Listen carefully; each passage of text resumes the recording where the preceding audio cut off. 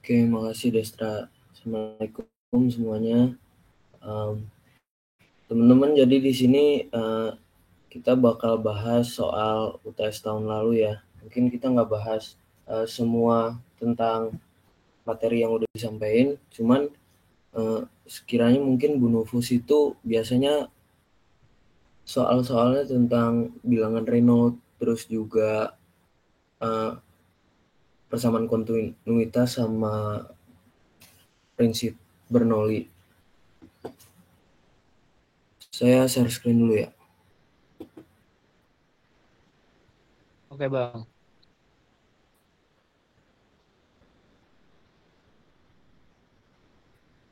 Di sini kelihatan nggak? sudah terlihat Bang, Oke. jelas. Jadi um, di sini kita langsung aja kali ya. Mungkin kalau di materinya Bu Nufus tuh udah ada di PowerPoint. Jadi nggak akan beda jauh gitu sama yang di PPT. Kalian juga sempat dapat tugas kan? Paling nyari apa namanya tekanan potensial itu, yang tekanan pengaruh terhadap tinggi, terus juga apalagi bilangan Reynolds, sama ngitung viskositas segala macam. Nah, ini soal apa namanya tahun lalu ya. Jadi um, di sini soalnya tuh hitung laju alir dalam sebuah pipa dengan insight diameter. Nah, berarti diameter dalamnya itu sekian ya. Fluida yang mengalir memiliki kecepatan 4 meter per second dengan viskositas kinematik 1,2 dikali 10. Berarti berapa tuh, 12 ya. Ntar saya takut salah tulis nih, saya mau buka soalnya dulu.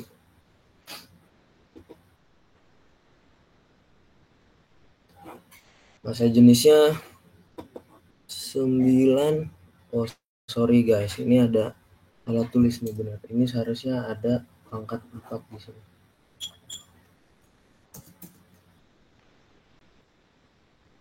Pangkat 6.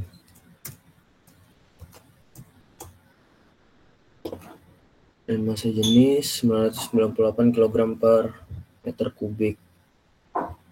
Nah, jadi sebenarnya ini soal ngecoh ya, karena di sini ada massa jenis. Sedangkan yang kita kasih tahu tuh viskositas kinematik. Sedangkan yang ini adalah viskositas kinematik. Jadi sebenarnya kita nggak perlu data raw lagi, kecuali yang dikasih tahu adalah viskositas dinamisnya. Soalnya viskositas dinamis itu satuannya Pascal second, PAS itu. Jadi kalau misal kita dikasih tahu viskositas uh, dinamis yang dikasih, berarti harus dibagi dulu sama rho, baru jadi viskositas kinematik ya teman-teman. Nah, ini kita udah dapat nih velocity-nya 4 meter per second. Terus juga kita dapat data diameter. Nah, data diameter itu 2,469. Sedangkan kalau kalian buka tabel di tabelnya di numbernya pipa atau schedule numbernya, ini kan schedule 40 nih. Itu biasanya ini satuannya itu dalam inch. Kalian open book apa enggak nih? Apa namanya ujiannya? Saya mau tanya dulu.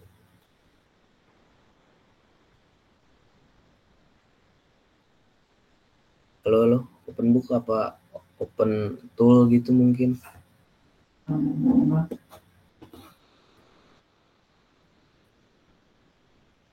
Kayaknya sih enggak ya Bang ya. Oh, nggak ada ketentuan open book ya? Belum ada Bang. Oh ya, jadi Open kalau A4 di bang, sorry Open A4. oh A4 ya, ya jadi kalau di waktu itu, oh iya sama saya juga open A4. Nah, saran saya untuk open A4 itu ini perlu dicatat ya. kalian konversi kalian catat tuh, gimana dari inch, terus ke meter, terus dari pound ke kilogram, kayak gitu-gitu, karena biasanya main satuan. Jadi dicatat aja tuh yang konversi, terus schedule number yang sering digunain. Schedule number tuh kayak gini. Terus saya tunjukin ya.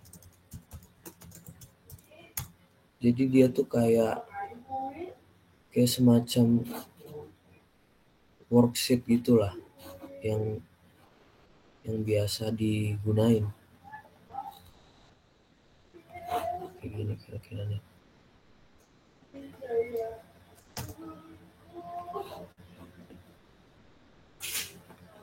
Kelihatan nggak?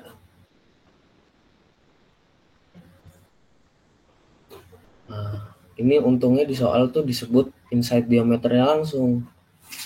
Jadi bukan nominal pipe size-nya nih. Kalau takutnya di soal kalian tuh yang disebut ini, jadi kalian harus nyari sendiri gitu. Nah, nanti nyarinya gimana caranya? Ini kan nominal pipe size nih. Kalau misal disebut nominal pipe size-nya 2,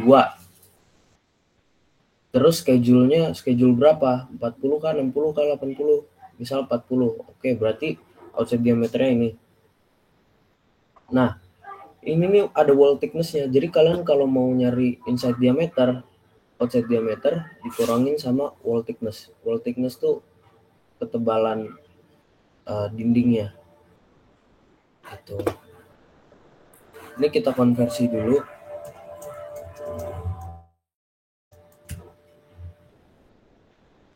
Ini 2,6 2,46.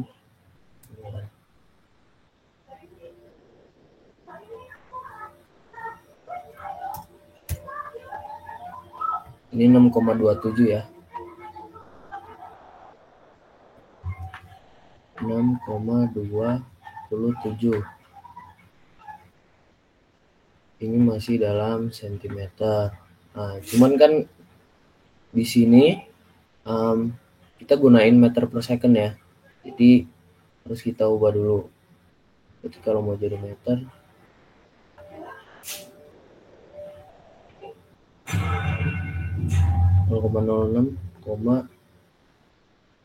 koma lagi sih, 627 meter. Terus kalian dapat viskositas kinematiknya itu sebanyak 1,2 kali 10 pangkat 6 ya, meter kubik per second. Nah, kita langsung cari aja Reynolds number-nya berapa. Misalkan kecepatan kali diameter dibagi sama viskositas kinematik, 4 meter per second dikali sama diameternya 0,0627 mm. Nah, di sini ini ya, kita taruh. Nah, kira-kira berapa nih? Kita kalkulator dulu nih.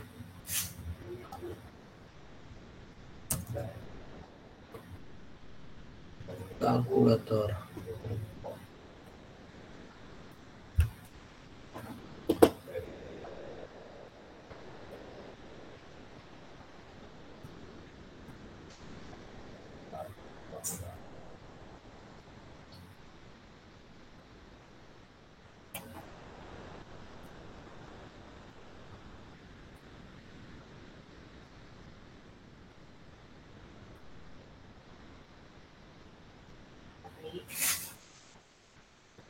Ini gede banget. Sini ya. Bentar, ini kayaknya salah nih.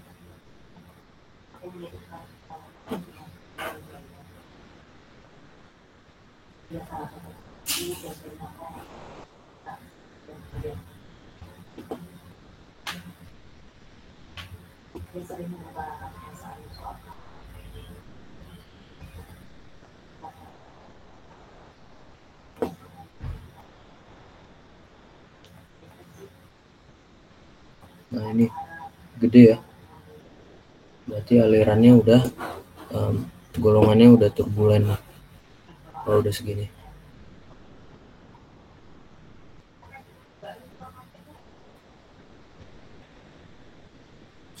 Ribu, gede banget nih, karena viskositas kinematiknya sih yang kecil banget ya.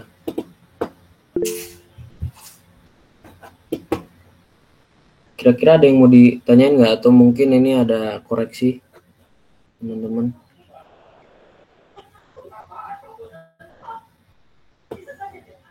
Halo, halo. Oh iya bang, kalau misalnya ngitung laju alir tuh kita harus hitung Reynolds number-nya dulu ya, langsung ketemu gitu. Nggak, kalau ini kan kita udah punya kecepatan nih ya, kita udah punya kecepatan. Ya berarti biasanya sih di soal ditanya Reynolds number. Jadi Reynolds number ini sebenarnya dia tuh maknanya itu ngasih tahu seberapa acak aliran ini gitu. Iya, Ansori, kenapa Ansori?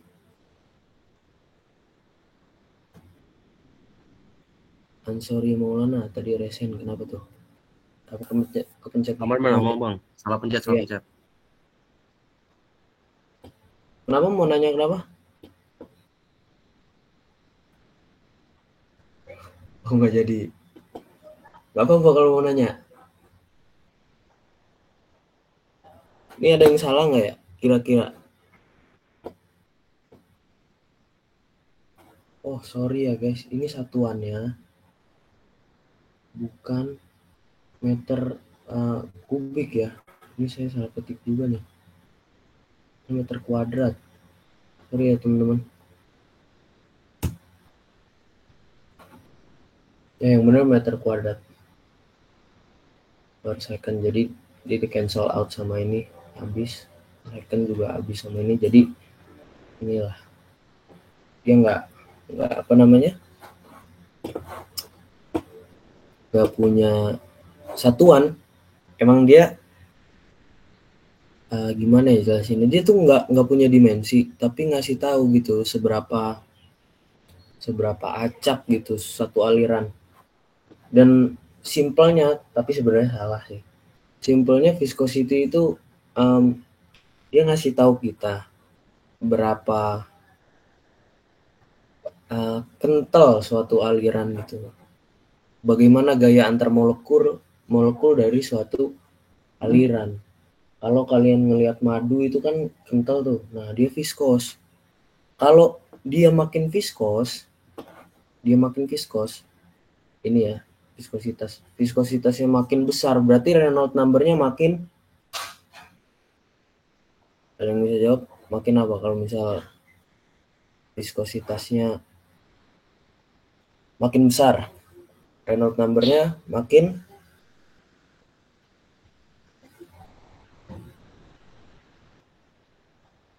halo halo. Tinggi bang, tinggi tinggi. Kenapa Reynolds number kalau viskositas makin gede nih yang ada di sini, Reynolds number makin tinggi? Kenapa? Karena untuk menyamai kekuatan dari viskositas tersebut maka butuh diameter yang lebih besar Enggak. lagi. Jadi gini kasusnya, oke saya ulang ya. Misal nih saya punya Reynolds number, saya punya aliran nih, kecepatannya sama-sama 5 ya, 5 meter per second. Diameter pipanya juga sama, misal 5 cm. Nah, yang pertama viskositasnya 10. Terus untuk aliran kedua, saya bikin kecepatannya sama, saya bikin diameter pipanya sama, tapi viscosity-nya 100. Kira-kira mana yang lebih besar Reynolds number-nya, ini atau yang ini? Yang kanan atau yang kiri?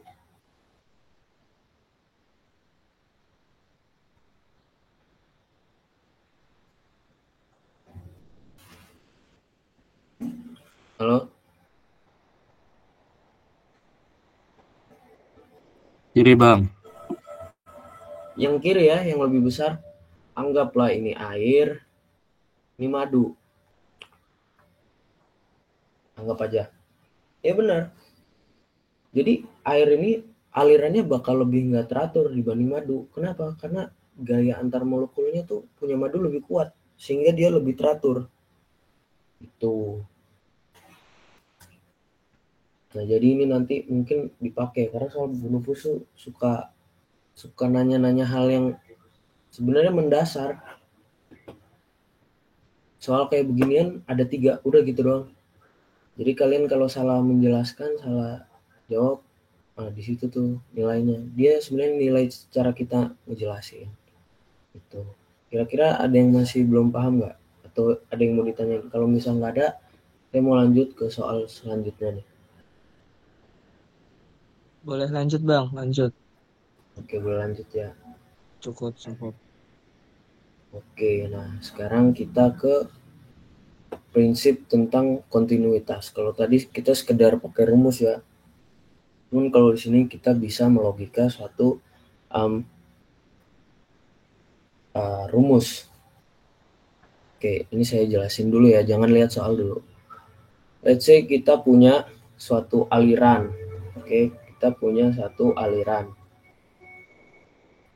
Di dalam sistem ini ya, di dalam sistem ini itu kita anggap tidak ada gaya gesek antara dinding dengan fluida, dengan cairan ataupun gas itu ya.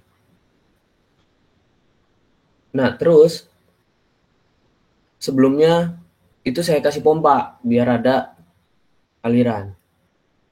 Pompa ini memberikan energi yang konstan sehingga Q-nya itu konstan. Nah, Q atau debit itu punya satuan volume per waktu. Yang dimana kalau SI-nya tuh meter kubik per second. Nah, ini adalah debit. Cuman persamaan kontinuitas ini lahir, kenapa? Karena si pencipta tuh ngasumsiin seandainya sistem ini ideal gitu. Fluidanya incompressible, di mana incompressible tuh mau kondisi apapun densitasnya tetap gitu ya. Jadi kalian gunain rumus ini nih cuma di kondisi ideal ya. Jadi kalian diajarin ini untuk memprediksi suatu sistem di kondisi yang ideal. Yaitu tadi Q-nya konstan, terus Rho-nya konstan. Ntar kalian ngeh kok, kenapa ini harus dibuat konstan. Dan juga tidak ada gaya gesek di antara dinding dengan fluida. Jadi viskositas bisa kita abaikan tuh. Karena dia nggak kenain dinding. Tapi kalau mau ngitung profil aliran kita pasti pakai. Kalian udah belajar di P3 ya, yang transfer momentum. Nah, kalau udah kayak gini, kenapa sih kalau Q konstan tuh ada persamaan ini? Nah, kalau kita lihat ya, ini A1 ya, kita anggap A1. Ini saya arsir nih. Ini luas permukaan nih, ya. Itu kita kalikan dengan kecepatan. Kecepatan tuh arahnya ke sana ya. Ini V1. Nah, di sini kan punya meter per second ya dimensinya dia. Dan A1 ini meter kuadrat. Jadi meter kuadrat kita kaliin meter per second. Itu kan hasilnya jadi per second. Gitu ya teman-teman. Jadi kalian bisa katakan A1 dikali V1 sama dengan A2 dikali V2 saat Q-nya konstan. Karena kalau Q nggak konstan, V1 sama ini nih, debit kiri sama debit kanan itu nggak bisa. Nah, saya mau tanya nih, kan kita biasanya kalau nyemprot selang, kadang ujung selang suka kita tutup. Itu biar kenceng kan alirannya. Kita buktiin di sini sebenarnya benar gak? Berarti kalau ada penyempitan luas permukaan, penyempitan A, itu aliran makin kencang. Kalau misal ada pelebaran, berarti harusnya A-nya itu makin V-nya itu makin kecil karena A-nya makin besar. Nah, coba pakai soal ini ya. Air mengalir melalui pipa dengan diameter yang berbeda. Pada titik 1 dia punya diameter 10 cm. Laju alir volumetriknya, nah dia langsung kasih tahu debit nih. 0,05 meter kubik per second. Pada titik 2 memiliki diameter 5 cm. Nah, jadi di sini tentukan kecepatan aliran di titik 1 dan titik 2. Jadi ini titik 1 ya. Ini yang titik 2 nih setelah mengalami perbedaan. Mungkin gambarnya kita ganti ya. Kalau ini titik 2 memiliki diameter 5 cm. Ini gambarnya kita ulang, kita rembak karena di soal itu mengalami penyempitan justru ya. Kita gambar dulu.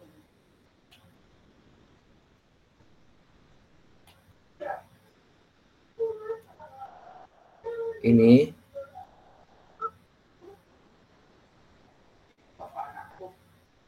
10 cm, kalau yang di sini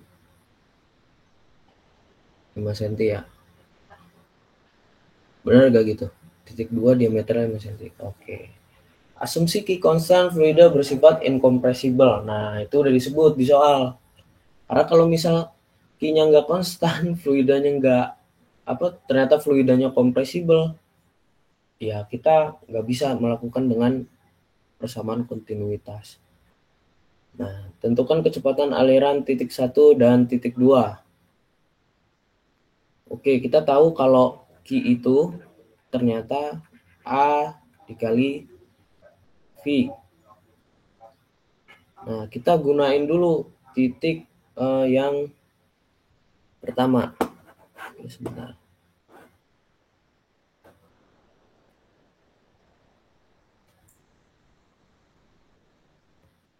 Ini masih kelihatan nggak share screen-nya nih? Lalu sini agak aneh nih.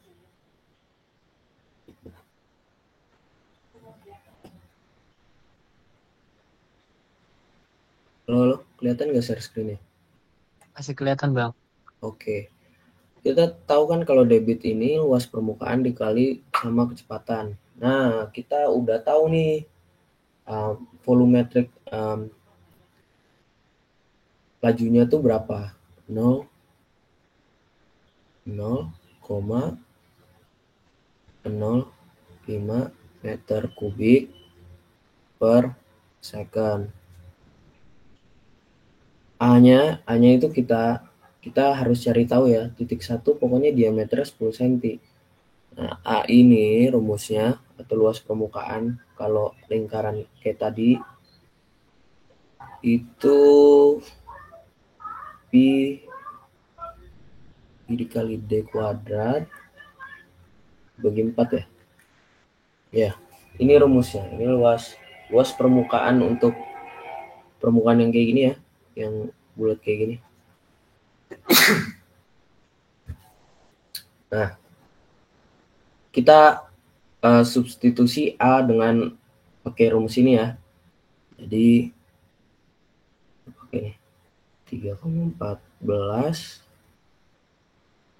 dikali ini kan diameternya 10 cm, kita jadiin meter dulu. Jadi 0,1 kuadrat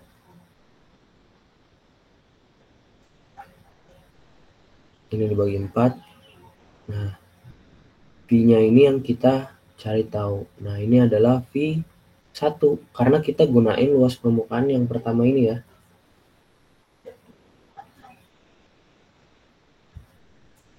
Kita coba di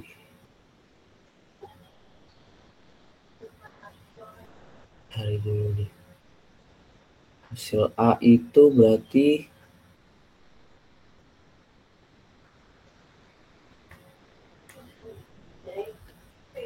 dihitung dulu nih. luas permukaannya 3,14 kali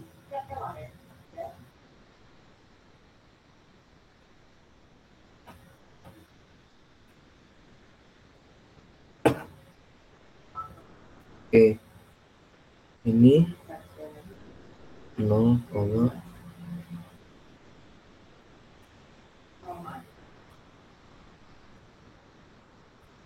ini ya, meter square dikali sama V1. Nah, berarti kita bisa cari nih V1 sama dengan 0,05 meter kubik per second dibagi sama 0,00785 meter kuadrat. Hasilnya ya 6,36.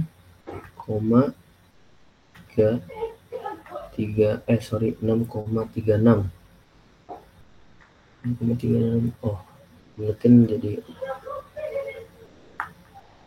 meter per second. Oke, ini V1 ya.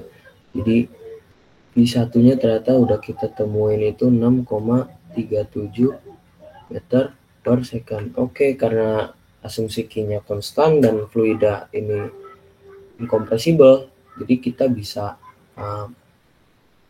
lanjut nih dengan persamaan kontinuitas. Ini saya hapus dulu ya.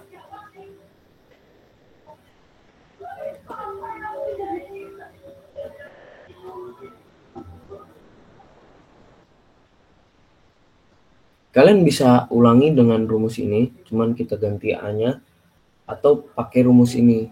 Cuman biasanya ya pakai rumus ini aja lah. Kita sekalian buktiin ya, kita pakai rumus ini. Oke, A1-nya itu ya rumusnya, sorry, saya tulis dulu nih. A1 kali V1 dengan A2 dikali V2 ya. A1-nya itu 0,00785. Oke. V-nya 6,37 meter per second sama dengan A2. Nah, A2-nya ini kita masih harus nyari karena ternyata pada titik 2 diameternya 5 cm kan. 5 cm berarti 0,05 tuh kalau di meternya, berarti 3,14 dikali 0,5. Nah, ini perbandingannya 1:2 ya, yang ini 10, yang ini 5 gitu, beda luas permukaannya beda setengah lah, bukaannya jadi lebih kecil setengah gitu, jadi 5 cm. Kita buktiin profil kecepatannya jadi berapa kali lipat gitu.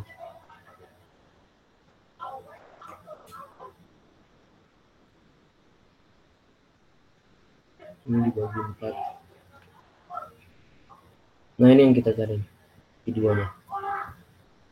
Nah, ini kan sebenarnya ini kalau dikali ini itu hasilnya ini ya, jadi kita bisa tulis 0,05 meter kubik per second sama dengan, nah ini luas permukaannya tuh saya hitung hasilnya 0,00196 lah, saya di situ.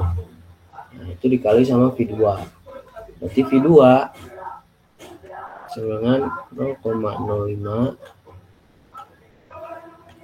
second dibagi, ini sorry ya, satuannya saya lupa tulis, 0,00196 meter square. Nah, hasilnya berapa tuh? 25,46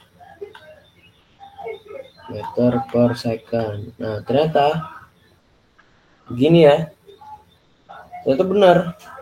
Kalau luas permukaannya dikecilin, alirannya jadi lebih cepat. Ya benar, kita nyoba tuh. Biasanya kalau nyiram tanaman kan di selang kita tutup pakai jari kita, jadi alirannya lebih kenceng gitu, biar bisa nyemprot lebih jauh.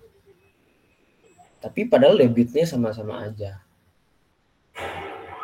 Nah, cuman nanti akan ada pertanyaan, kalau misal dikecilin kayak begini,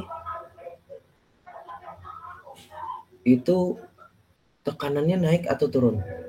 Misal di sini ada P1, di sini ada P2. Nah, menurut kalian lebih besar mana? Ini awal kita punya aliran nih, Q-nya sekian. Masuklah ke sini. Jadi P2 nih. Nah, menurut kalian P2 lebih besar atau bakal lebih kecil?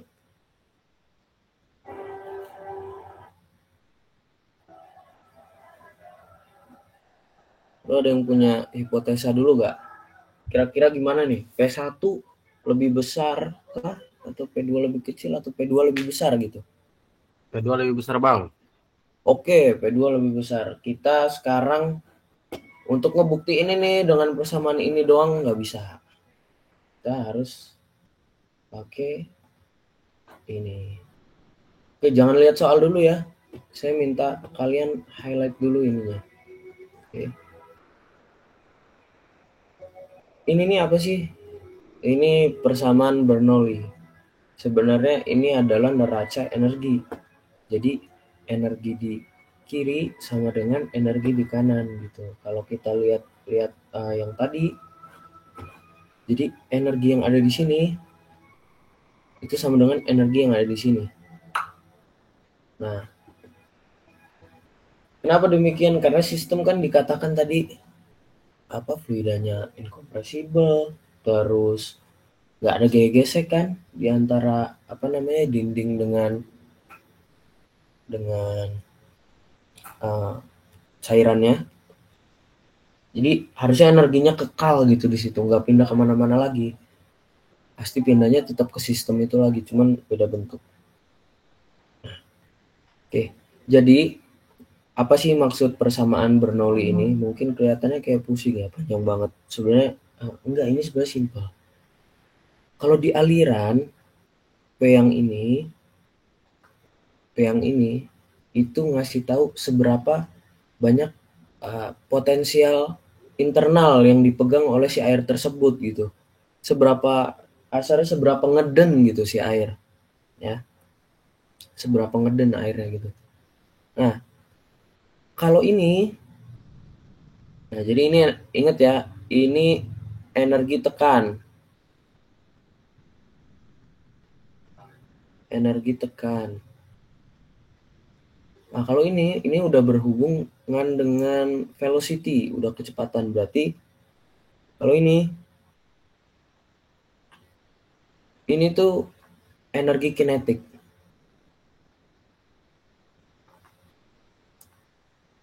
Kenapa ada energi kinetik? Nggak cuma energi tekan. Karena kalau kita mau meninjau aliran tersebut bergerak, ya dia pasti punya energi kinetik gitu. Kalian kalau punya air, kalian tekan, iya itu dia sebenarnya udah punya tekanan, padahal dia diem gitu. Nah, cuman kalau dia bergerak, tandanya dia punya energi kinetik. Karena dia punya massa dan dia punya kecepatan. Nah, kalau ini itu energi potensial.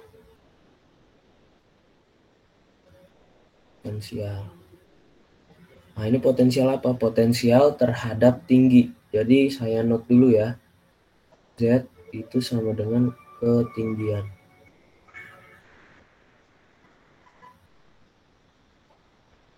Oke.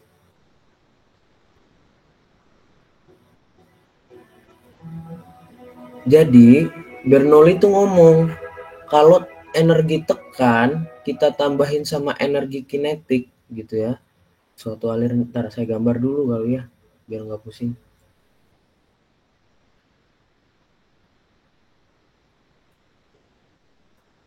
Jadi energi tekan di area 1 sama energi kinetik area 1, energi potensial area 1 kalau kita jumlahin ya, itu sama dengan ya energi tekan di area 2, energi kinetik di area 2 sama energi potensial terhadap tinggi di area 2. Jumlahnya ya ingat. Jadi kalian nggak bisa bilang kalau sistemnya udah berubah kayak gini situasinya, kayak titik 1 sama titik 2, energi kinetik kiri sama kanan sama. Enggak, itu salah. Tapi yang benar adalah kalau energi tekan, energi kinetik, energi potensial kita jumlahin, itu sama dengan ya jumlah energi di titik 2. Jadi sebenarnya ini neraca energi, cuman kita bahasakan untuk bahasa fluida gitu. Jadi ada densitas, ada kecepatan, ada juga ketinggian. Kalian makanya nggak heran kan kalau misal air tuh secara natural kalau kita taruh atas nih terus kita lubangin, dia tuh bakal jatuh ke bawah. Kenapa? Karena sebelum kalian lubangin, dia itu punya potensial awalnya. Dia punya potensial. Waktu kalian lubangin, potensial itu semakin berkurang karena airnya berkurang. Tapi berubah jadi apa? Ya kecepatan aliran air tadi yang turun. Oke, kita gambarin di soal ini ya.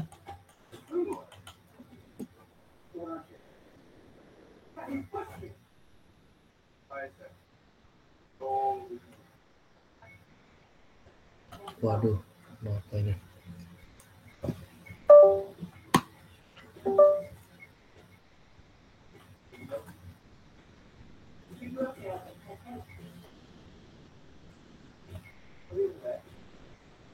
Ternyata teman-teman, hapusnya nggak bisa pencet nih.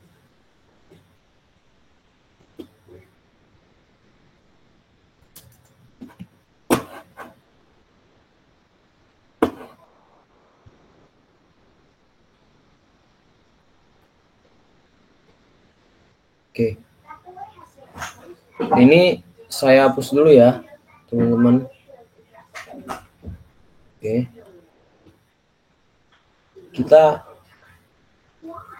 Kita mau bayangin soal dulu ya, biar kalian dapat nih makna ini. Karena sebenarnya soal UTS Bonofus tuh seputar ini aja, sama kontinuitas tadi. Kan paling ya ubah-ubah konversi kayak gitu. Ini abain dulu ya asumsi ini. Nah, dia sebuah tangki berisi air dengan ketinggian 10 meter. Oke, sebuah pipa kecil dipasang pada bagian bawah tangki dengan kecepatan aliran air di ujung pipa adalah V. Nah, hitunglah tinggi air yang tersisa dalam tangki setelah sebagian air dikeluarkan apabila kecepatan air di ujung pipa V2 sama dengan 5 meter per second. Tuliskan asumsi-asumsi yang kalian gunakan. Nah, teman-teman, ini saya kasih tahu ya, ini sebenarnya kelihatan sepele, cuman ini kalau di breakdown, ini soal paling susah ini. Dan ini poin paling besar, ini sendiri poinnya 50 atau 40 gitu, saya lupa. Karena kata-kata ini nih, tuliskan asumsi yang kalian gunakan. Nah, itu poin banget di situ. Oke, kita bayangin dulu ya, kita punya air 10 meter, terus ada lubang. Dia kecepatannya 5 meter per second. Oke, ini pada kondisi awal, anggaplah saya tutup dulu. Berarti dia kalau kita hitung, ini kondisi awal ya, kalau kita hitung, dia tuh punya energi potensial yang nilainya rho Gz. Energi kinetiknya 0, energi tekannya ya adalah mungkin 1 atm gitu, sama dengan sistem. Oke, cuman kalau saya lubangin sekarang, yang tadinya 10 meter ini lama-lama berkurang kan? Energi potensialnya tuh ngurang seiring waktu. Anggaplah setelah sebagian waktu itu berkurang, anggap jadi 6 meter. Terus hilang energinya kemana? Ya ke sini, ke energi kinetik. Karena waktu aliran atas ini ngurang, di sini ada ngucur air nih yang punya nilai kecepatan gitu ya.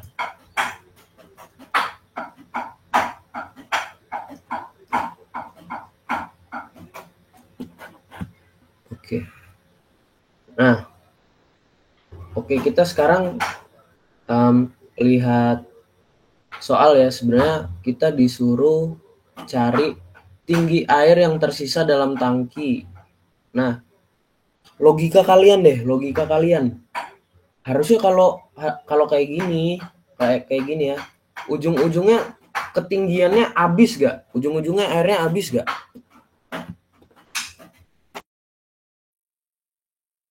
Iya bang, bakal habis bang. Bakal habis ya. Nah,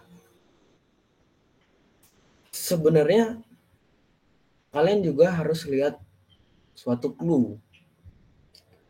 Ada di soal disebut pipa kecil tapi nggak spesifik disebut berapa diameternya. Pipa kecil. Kayak saya gambarnya kecil banget nih. Pipa kecil. Sedangkan luas permukaan atasnya itu lebih gede. Oke.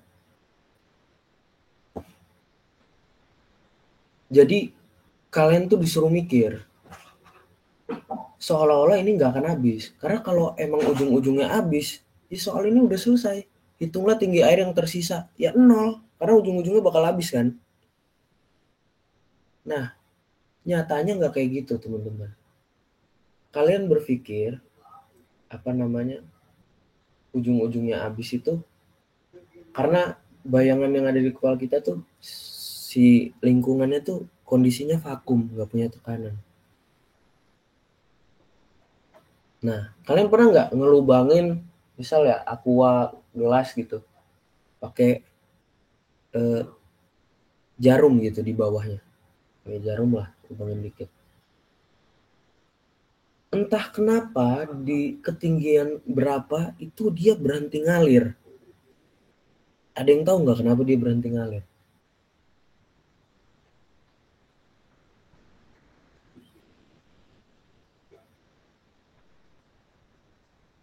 Ada yang tahu?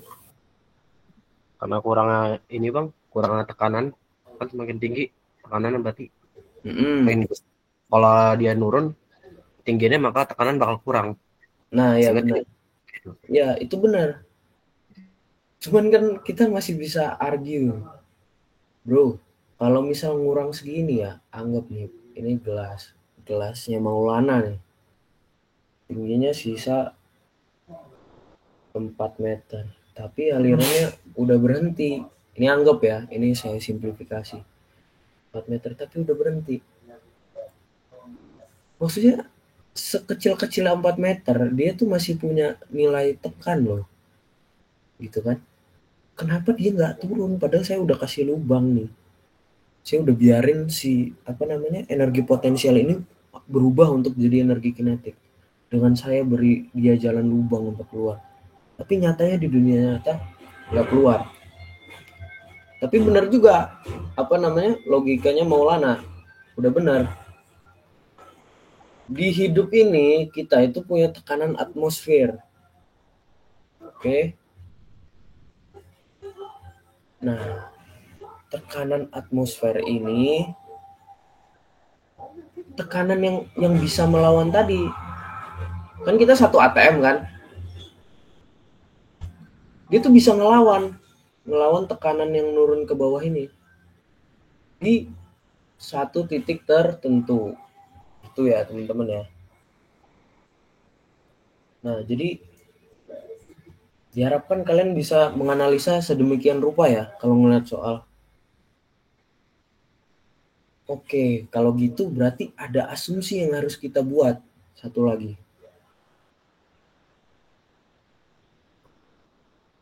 Berarti P pada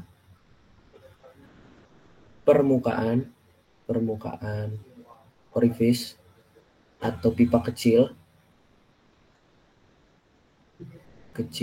kita asumsikan dengan 1 ATM atau 1,20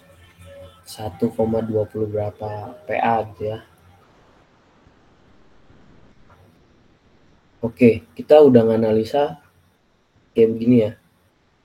Terus apalagi yang kita perlukan? Nah, ini sebenarnya udah saya kasih clue nih. Fluida incompressible. Ini wajib ya. Karena kalau fluidanya kompresibel, densitas di sini sama saat di dalam pipa kecil itu bisa beda, teman-teman. Dan itu bikin kita nggak bisa ngitung. Sedangkan di sini kita gunain rho nih, berapa kali kita gunain rho kan? Itu yang bikin rumit. Jadi kita anggap fluida incompressible. Jadi rho konstan.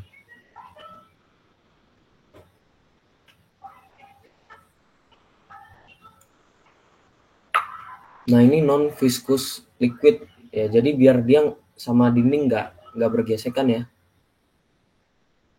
Nah terus ini ada kecepatan permukaan bebas. Kita asumsikan 0. Nah ini habis ini kita bahas. Oke, berarti kalian tahu ya gimana caranya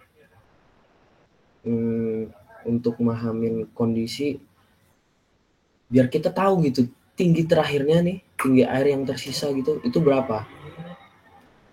Berarti somehow kondisi di sini ya, kondisi tekan di tinggi sisa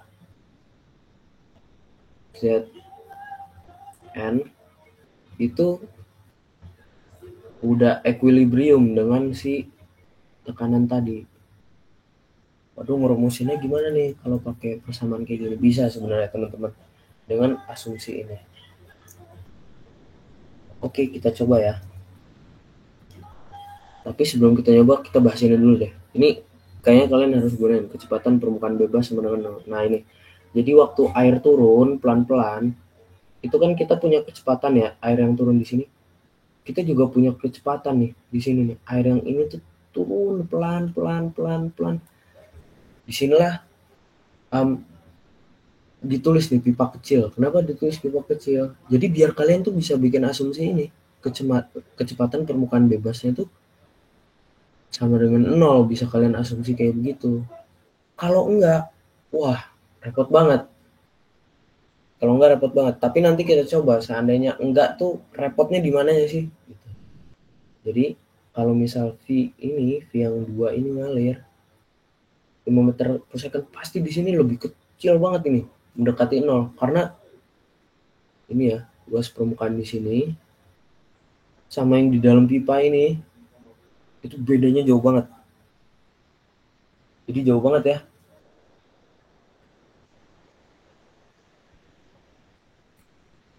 Oke, kita sekarang coba rumusin ya. Gimana sih caranya kita menganalisa sistem ini gitu. Sebenarnya simple sih. Kalian bisa pakai satu rumus namanya Torricelli. Cuman kayaknya kalau pakai rumus itu aja nggak yakin kalau misal dianggap benar gitu sama Bu Nufus, karena Bu Nufus naruh tiap detail gitu, dia naruh kata pipa kecil, tinggi air yang tersisa, itu di luar ekspektasi kita kan. Oke, kita hapus dulu ya yang ini. Kalian kalau mau screenshot dulu nih yang sekarang. Saya mau hapus ininya nih, yang coret-coretan ini. Hapus ya.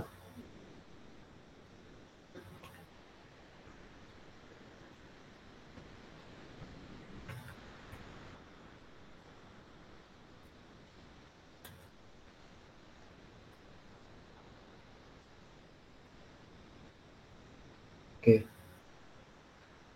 Kita bisa bilang kalau P1 dan P2 ini itu nilainya sama ya tadi. Tekanannya tekanan atmosfer. Ya, 1 atm. Berarti kita bisa tulis sini PATM. Oke. Sekarang energi kinetiknya, kondisi awal ya.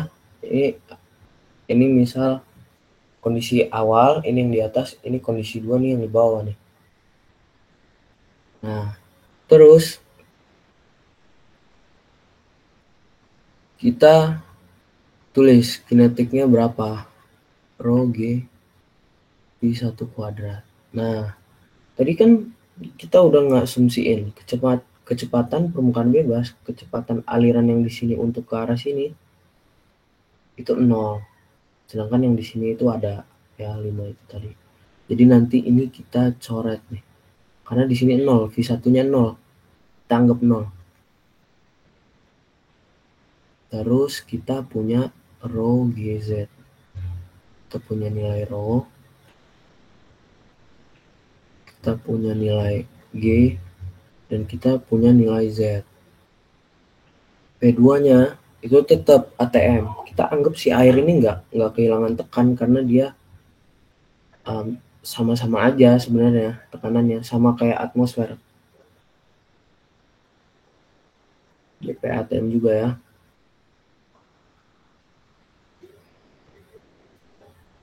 Nah, ini untuk titik 2 ya, yang di ruas kanan. Itu kita meninjau di bagian sini nih. Kita pakai setengah. Ini rho G. Ini V2 ya, V2 kuadrat. V2 kuadrat, G dan rho kita punya ini nilainya. Dan kita juga bisa bilang rho GZ-nya udah 0. Kenapa udah 0? Ya karena ini di ketinggian berapa nih kalau ada di sini? Ketinggian 0 kan? Karena di sini ketinggian 10 meter, berarti di sini ketinggian 0. Oke, bisa sepakat kan? Jadi di sini rho G dikali 0. Nah, yang ini saya ubah aja deh biar kalian bisa nangkep juga 0. Ada yang bingung nggak kenapa di sini saya sebut 0? Kalau nggak ada yang bingung, jempol.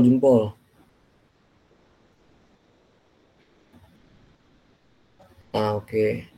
Nggak ada yang bingung ya.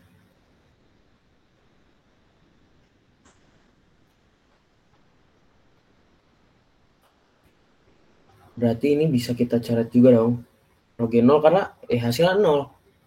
Terus di ruas kiri dan ruas kanan apalagi nih yang sama? Ini sama-sama PATM ya. Tekanannya sama-sama sebesar tekanan atmosfer. Kita bisa coret ruas kanan kiri. Nah, kita sisa nih G. Ini Z1 ya.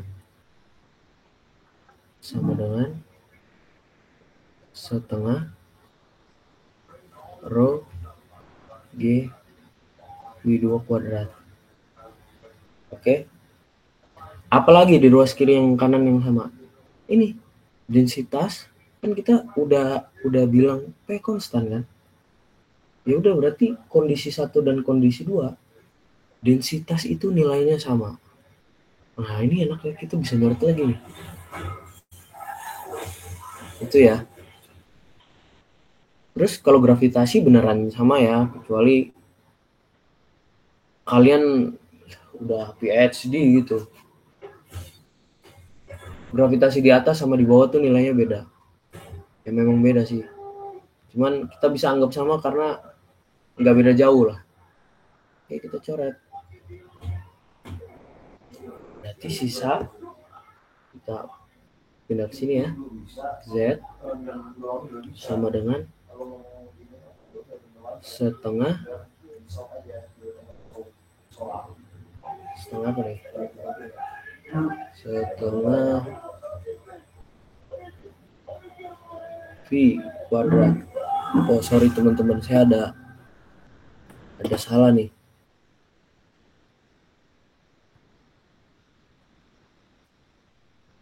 Bukan rho GH.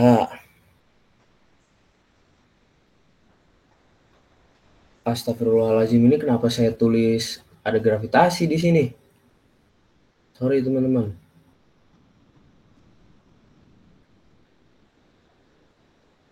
Wah, ngantuk nih. Kita ulang ya. Sorry banget nih. Ini salah tulis. Di sini rho GZ. Nah, ini nggak ada ininya, teman-teman. Nggak ada ininya sebenarnya. Nah, ini gini doang.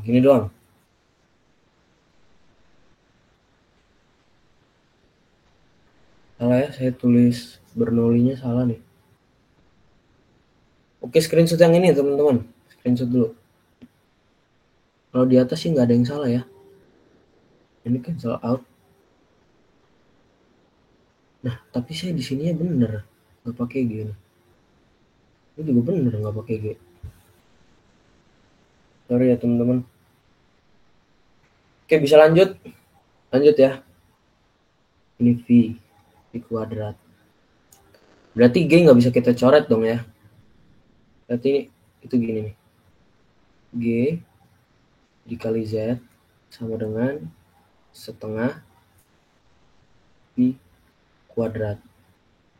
Oke. Nah, sampai sini dulu ada yang mau ditanyain nggak? Atau masih ada yang bingung? Soalnya mau lanjut nih. Ada nggak yang bingung? Kalau nggak pada bingung, jempol. Oke, baru Destra nih. Ada yang mau nanya nggak? Halo? Nggak ada ya? Lanjut ya. Nah, dari sini itu kita bisa ubah bentuk. Gini ya. G-nya kita itu, gini. V-nya yang tetap di sini ya. Saya ubah dulu V kuadratnya. Itu ada di sini. Ini V kuadrat sama dengan, berarti ini pindah ruas ke sini jadi kali 2 ya. 2 dikali GZ. Atau kalau saya ubah bentuknya bisa jadi kayak gini. Nah, 2GZ. Nah, kalian pernah dikasih rumus ini nggak sama Bu Bos? Saya mau nanya.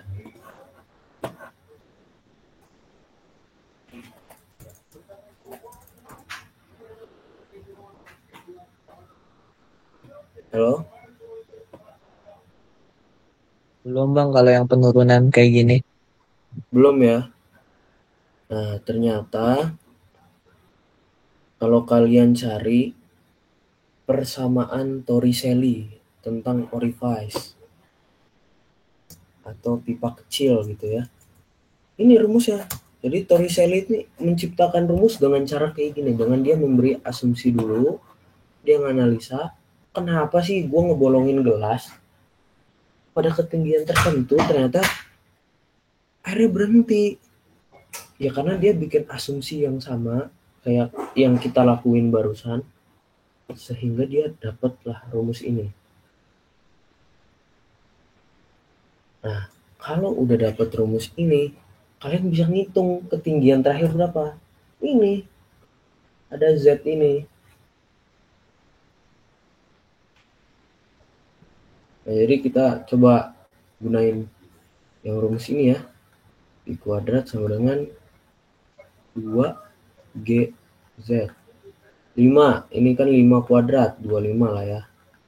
Kali 2, dikali 9,8, dikali Z, ketinggian terakhir. Kita nggak tahu berapa Z ya.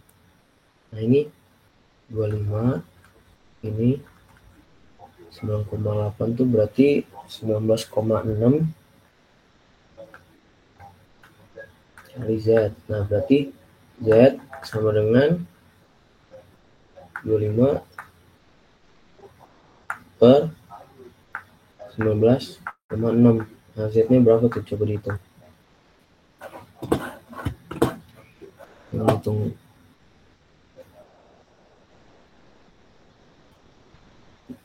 Berapa teman-teman? Ada yang udah dapat? 1,27 bang. 1,27 meter. Nah, jadi rumit ya. Jadi apalagi dengan ada kata tuliskan asumsi-asumsi yang kalian gunakan. Nah, kalian kalau sekedar nulis kayak gini, terus cara kalian ngotret ternyata nggak mencerminkan asumsi kalian. Nah di situ tuh nilainya jelek nanti kalau kata Bu Lupus. Itu. Ini soal paling susah menurut saya karena kalian harus bisa analisa. Nah, jadi sebenarnya McFlu itu sama kayak fisika dasar. Cuman perlu analisa lebih lanjut sama mungkin banyak satuan-satuan lain yang kita gunain. Terus rumus-rumus yang dihafal itu kita modif. Kayak ini Bernoulli dengan asumsi kita dapat ternyata persamaan Torricelli. Ternyata ilmuwan yang namanya Torricelli juga zaman dulu bikin hal yang sama dengan asumsi kayak gini gitu. Sehingga kalian tahu tuh ketinggian terakhir berapa. Kenapa kok bisa dapat 1,27 secara hitungan nggak ada hubungannya gitu. Sebenarnya dengan mencoret-coret yang ini PATM kita coret di sini rho-nya jadi 0. Kita asumsiin semuanya udah jadi ini. Udah jadi kecepatan. Ya udah, berarti di titik itulah suatu saat tekanan di atmosfer itu udah menang gitu daripada rho GZ pada 1,27 tadi itu.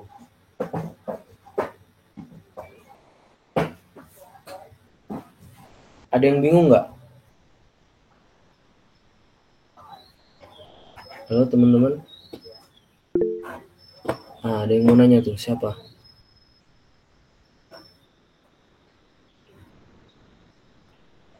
Iya, boleh, Desi. Izin bertanya, Bang. Iya, Itu berarti kita ngitung Z1 kah? Iya, sebenarnya kita ngitung bukan Z1 sih. Kita ngitung ujung-ujungnya nih kan ini kan kita anggap sebagai Z1 ya. Yang ini Z2. Nah, Z2-nya tuh 0 karena kita di sini udah isi 0 kan. Desi lihat kan? Di sini udah 0. Cuman setelah ngalir nih ya. Setelah ngalir tuh titik berapa sih nanti tinggi airnya tersisa gitu. Dia udah nggak bisa ngekonversi lagi jadi kemana-mana karena dia udah kehambat nih sama si atmosfer gitu. Dan udah sama dengan ini kecepatan ini udah dia udah nyalurin semua ini untuk jadi energi kinetik. Emang ngebingungin fluida itu sebenarnya, cuman kita tuh ngukur Z1 akhirnya berapa, bukan pas awal gitu loh. Ya bener Z1 sih, cuman dasarannya tuh dari persamaan ini. Kalian kalau misal cari nih di ChatGPT, kenapa begitu? Ya karena ada asumsi awal tadi. P pada permukaan pipa kecil tuh 1 atm, di atas pun 1 atm. Gitu. Masih bingung nggak, Desi? Udah. Ya, jadi sebenarnya rumus ini buat ngitung tinggi air yang tersisa gitu. Kalau saya biarin air ini ngucur. Itu ya. Ya. Jadi ternyata ya kalau misal semakin besar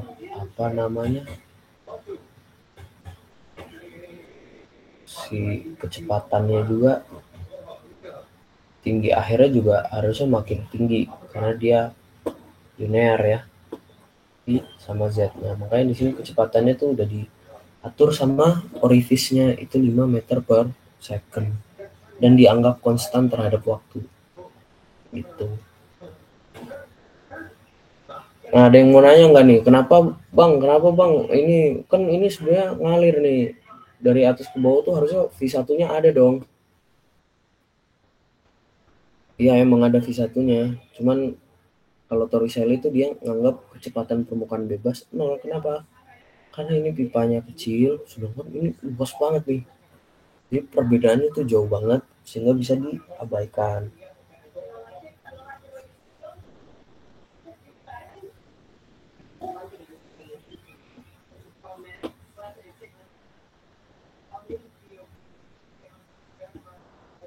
Sebenarnya udah selesai.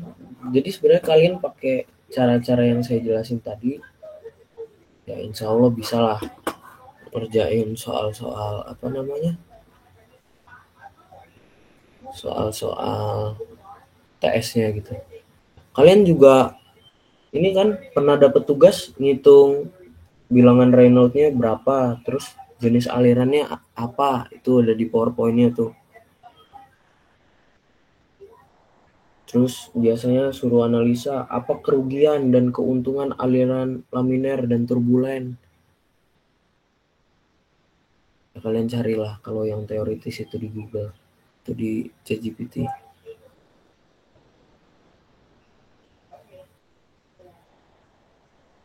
Nanti juga mungkin ada soal yang modif, kalau misal kan kalau tadi tuh kita bahas soal yang gini ya. Ini beda apa namanya, luas permukaan. Nanti ada juga luas permukaan sama tapi tingginya beda gitu. Nah, itu gimana nanti kecepatannya jadi berapa? Rho GZ-nya jadi berapa?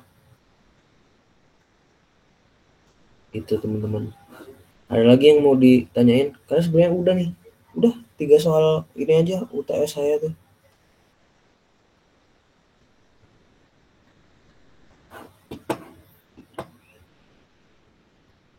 Kalau Bang Desa mau nanya dong. iya, boleh tuh Destra.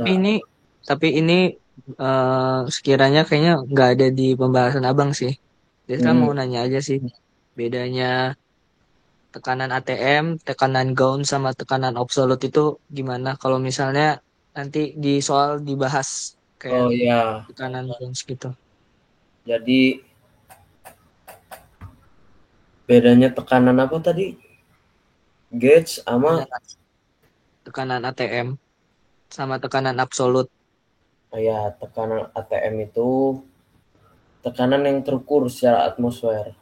Jadi gini teman-teman, sebenarnya kita ini hidup di di bumi itu punya tekanan atmosfer tuh neken tubuh kita sebesar 1 ATM, dan itu besar, itu besar, neken kita sebesar 1 ATM.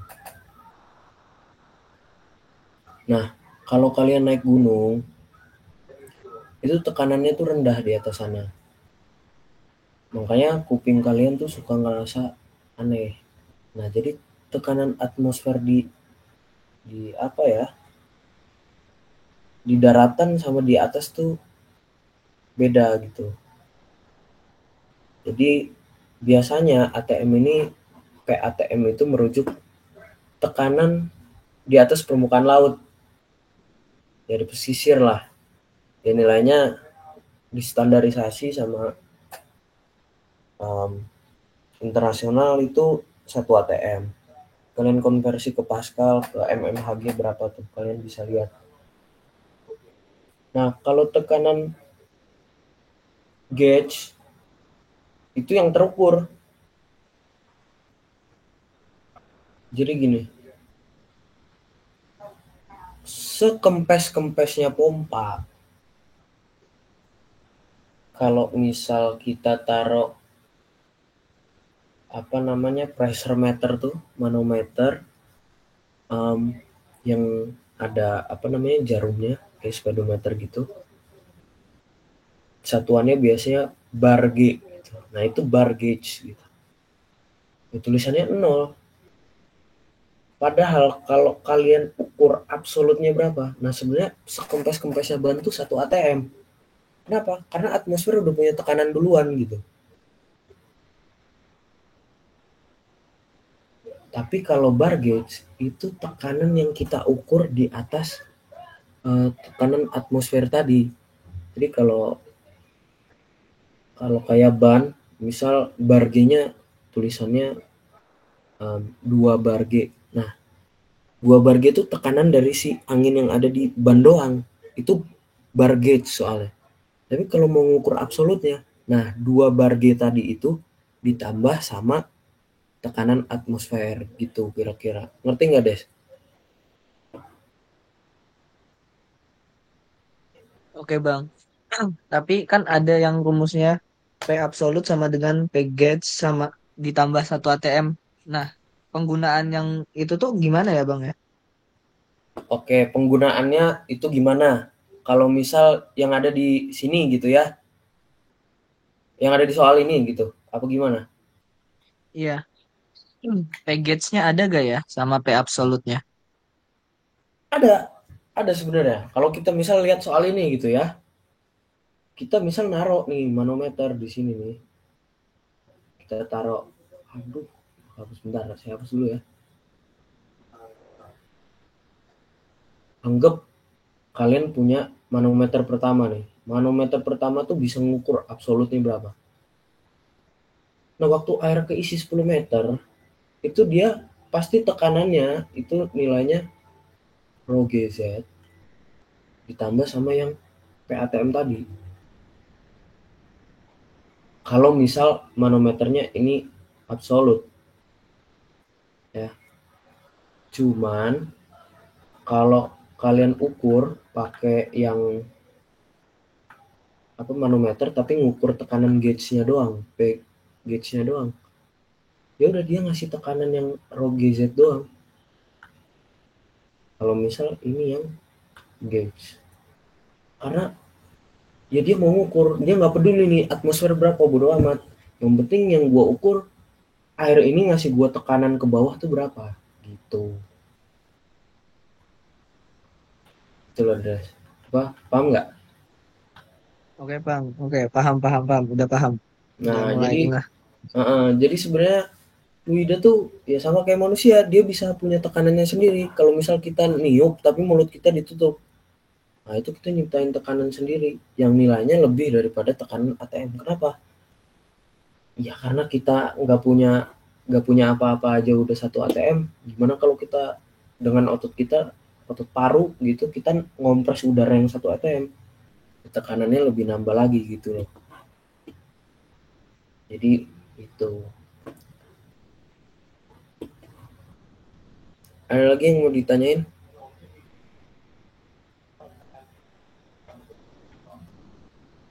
Kalian di iniin juga nggak yang apa spesifik gravity? Ada nggak materi tentang spesifik gravity itu? SG ada nggak? Derajat API API itu ada nggak teman-teman? Harusnya ada sih ya. Itu jangan lupa dicatat juga di A4 rumusnya. Takut keluar tuh. Cuma pakai rumus doang sih. Densitas dibagi sama densitas air. Ada lagi yang mau ditanyain?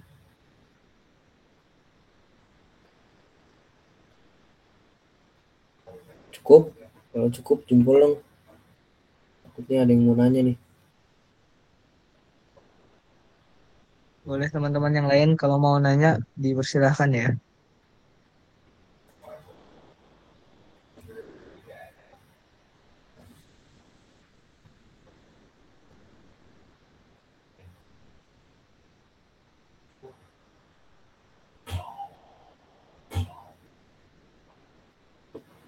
Cukup berarti ya.